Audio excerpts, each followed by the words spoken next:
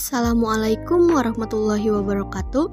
Perkenalkan, nama saya Hanifatus Sadiah dari kelas 11 IPS 2. Di sini, saya akan membahas materi tentang pembuatan asam sulfat dengan proses kontak. Apa sih yang dimaksud dengan asam sulfat?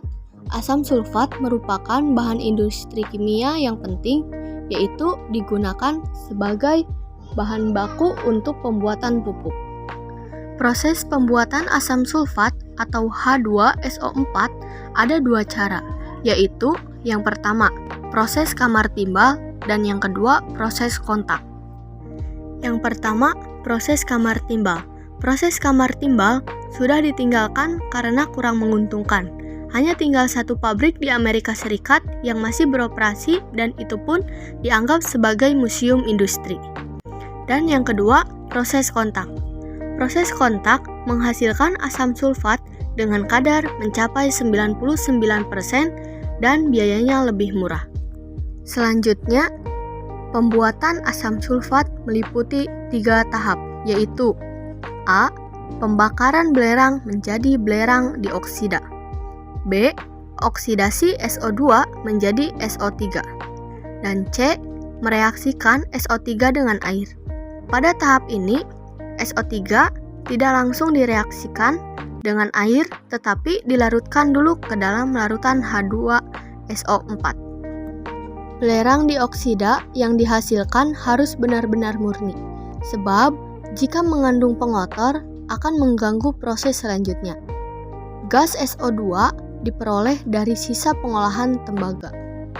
Tahapan paling menentukan pada proses pembuatan asam sulfat adalah tahapan kedua, yaitu proses pengubahan SO2 menjadi SO3. Reaksi pada proses ini merupakan reaksi kesetimbangan, maka untuk memperbanyak hasil harus memperhatikan asas Le Chayler. A.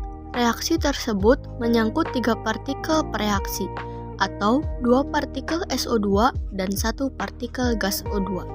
Untuk menghasilkan 2 partikel SO3. Jadi, perlu dilakukan pada tekanan tinggi. B. Reaksi ke kanan adalah reaksi eksoterm, atau delta H sama dengan negatif 196 kJ. Berarti, harus dilakukan pada suhu rendah.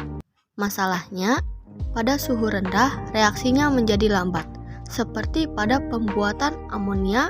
Permasalahan ini dapat diatasi dengan penambahan katalis V2O5. Dari penelitian, didapatkan kondisi optimum untuk proses industri asam sulfat adalah pada suhu antara 400 derajat Celcius sampai 450 derajat Celcius dan tekanan 1 atm.